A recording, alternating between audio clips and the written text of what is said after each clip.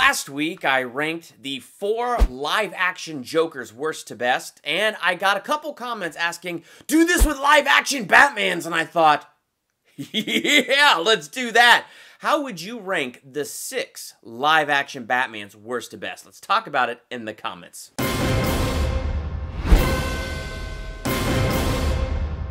Welcome to Durbania, I'm Durbin, and this is my ranking of the 6 live-action Batmans worst to best. So, in the comments, I definitely want your ranking. Now, I know there was this one live-action Batman in these 1940s serials. Step up to him. Slap his face. And I've never seen them. I went on YouTube and I found them, and like they have them in complete, and I might actually finish watching them because it's like interesting enough I want to finish watching, but I got a few minutes into one and went, are you freaking kidding me? So let's just say, with the little bit of stuff I saw from that 1940s serial, it has fallen off the list altogether, and that's how bad it is. I'm not even ranking it. So anyway, none of those serial things have made it on here, but I want to talk about these 6 live-action Batmans, and how would you rank them? Are you trying to get under my cape, Doctor? A girl can't live by psychoses alone. It's the car, right? Chicks love the car. Both my number 6 spot and my number 5 spot were really hard, and the top 3 was really hard to figure out. The reason 6 and 5 were really hard, Batman Forever and Batman and Robin. They're only as good as the world allows them to be. They're only as good as their movies allow them to be, and Batman and Robin was just horrible. But when I'm looking at Val Kilmer and I'm being honest, he just was not that great of a Batman. And I hate saying that because the dude can act. Tombstone, I'll be your Huckleberry. I'm your Huckleberry.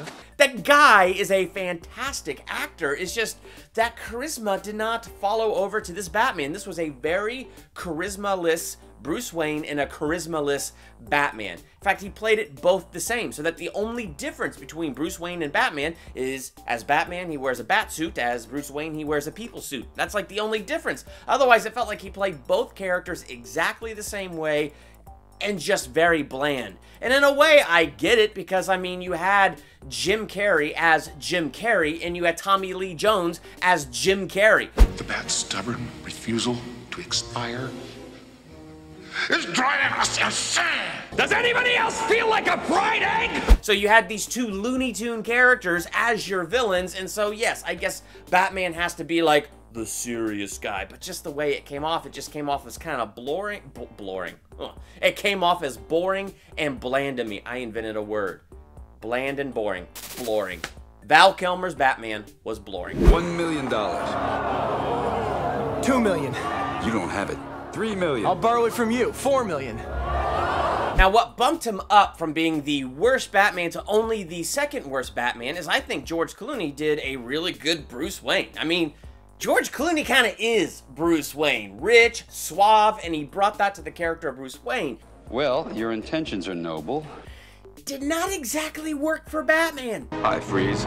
I'm Batman. It is so hokey that maybe really little children who don't understand characters and plots and have no concept of who Batman is can be entertained by it and entertained by the bright colors. But if you grow up and you become a comic book fan and you get to know Batman, there is no part of this that translates, and I don't think there's anything about it that could leave any kind of nostalgia. I was a kid. I saw this on the big screen when it came out. I liked it as a kid, but no nostalgia has carried over for this movie or for this Batman whatsoever. So as much as I also think George Clooney is a good actor, his turn as Batman did not work out well. Not all his fault, but it just, no.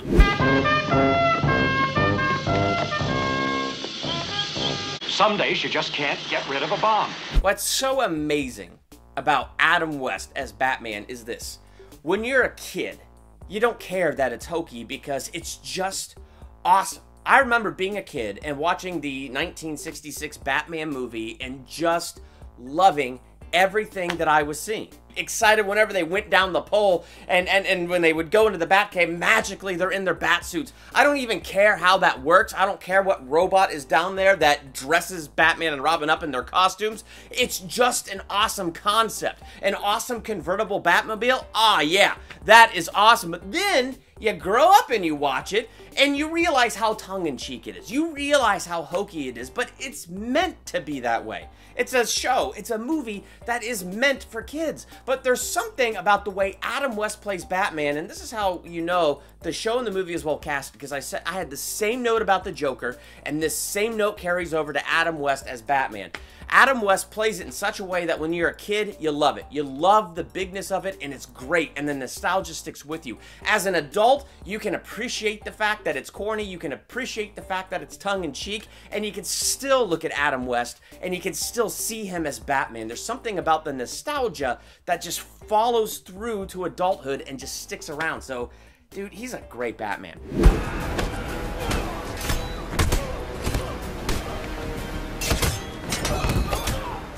When I got to my top 3, this was really, really hard because as a whole, I really do like these Batmans. And I like Ben Affleck.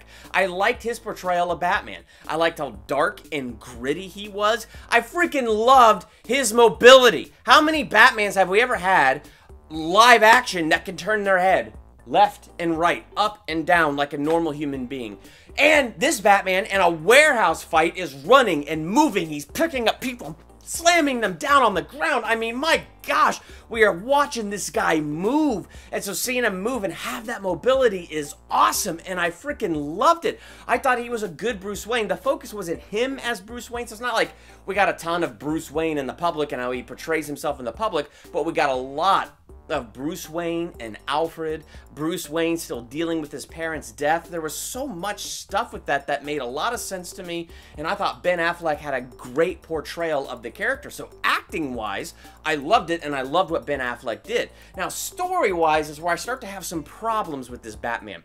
The first problem I have is this Batman was just a stone-cold killer. For instance, the first Batmobile scene, which overall was freaking awesome, and the Batmobile reminded me very much of the '89 Tim Burton Batman Batmobile, but I didn't like that he just randomly shoots a grappling hook out, grabs that other car with living people in it, dragging it all over the place, killing them, flings it onto another car, killing them. It's like, what? I don't think Batman would do that. I mean, he just killed without a second thought while demanding that Superman have accountability so that Superman can't just kill whenever he has a random thought.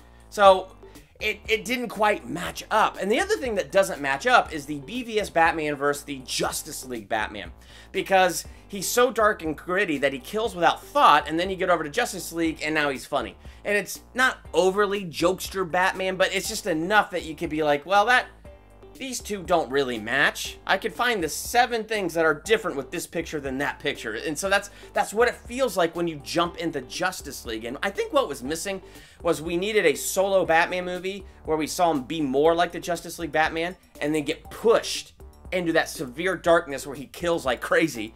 And then we see him dealing with that darkness in BVS, inspired by Superman and Superman's sacrifice. Then in Justice League, we could watch him come back into the light. So if we had some sort of arc where we saw this transition happen through 3 movies, I could care less that he killed right there in the middle, because it would make sense in context of a story of a Batman rediscovering himself and redefining himself. I kind of get the feeling it's maybe what they wanted to go for. It just didn't translate super well. So, like, those kind of things hold me back from putting this Batman higher up on the list. But Ben Affleck, if you're watching, because I know you're a huge fan of Durbania, you had an excellent portrayal of Batman, my friend, and I really enjoyed it. I want you to tell all your friends about me. What are you? I'm Batman. I've said it so many times, so I'm going to keep it short. I was 6 years old when I saw that first Batman movie on the big screen, and I freaking loved it. So when they released Batman Returns, I was there. And Batman Returns, I don't think is as good as that first Batman, but both are excellent. And you know what's great about Michael Keaton's Batman? He's an excellent Bruce Wayne, and he's an excellent Batman. But here's something really cool about his Bruce Wayne. He's a Bruce Wayne that you could believe is nuts. Right shot. Now you want to get nuts? Come on. Let's get nuts. So you have that, and that kind of makes sense in context. But here's something else genuinely nutty. Him sleeping upside down. So it's like, you could tell, like, he's a normal guy and he can keep it together. He's got a winning personality and he's intelligent. And then all of a sudden, there's that little thing that's kind of nutty over here, or that little thing that's kind of nutty over there. But it's done with such a great balance that it doesn't feel like it's overdone one way or the other. He's a great Bruce Wayne, and you just watch him and you're like, yeah, I can believe that that guy would dress up like a bat. I believe it completely. And as Batman, I love him. I mean, for a Batman that can't turn his head, that can only look up by moving everything from the waist up like that, like, for a Batman that has no mobility, he carries himself with authority. He carries himself with like that kind of grit that when he grabs that dude by the collar in the very first Batman movie, and he's like, tell your friends about me. Who are you? I'm Batman. Oh my gosh, that would freak me out if I was a criminal. Like, I would just be freaking out. And then the criminal looks over the roof and he's just gone. My gosh, the guy can't turn his head. How does he move that fast? And so it's like, it's awesome. And what they do a good job with in this Batman is you get enough that you know his parents died, you know that kind of broke him. And they have a couple of hints where you see he traveled the world and went to Japan and other such things. So you could tell that he learned to be what he was by traveling and doing other things, but they kept it a mystery. And so he's kind of a mysterious Batman, and I like that element about it. So Batman and Batman Returns. It's one of the most consistent portrayals I've seen of a Batman from one Batman movie to the next, and I think Michael Keaton's one of the best. I am vengeance. I am the night.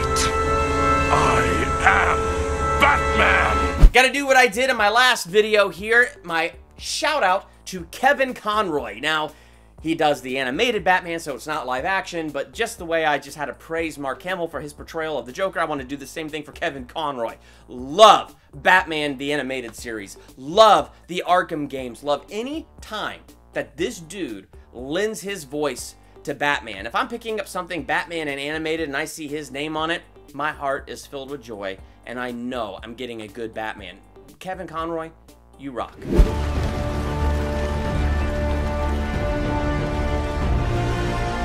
The Christian Bale Batman. This guy was fantastic for all three movies, and it was awesome to carry Batman from the beginning of his career to the end of his career to give us a bit more of a complete picture of Batman.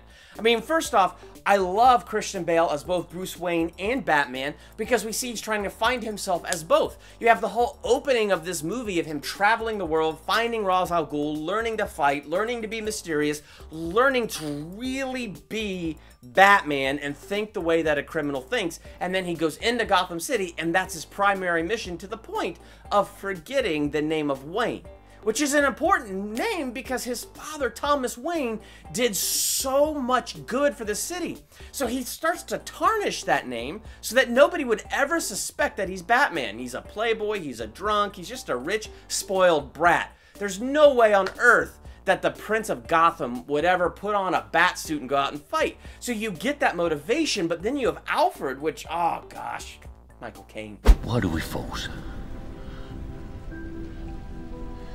So that we can learn to pick ourselves up. Great Alfred, who's like reminding him the name Wayne is important and you can't tarnish that name.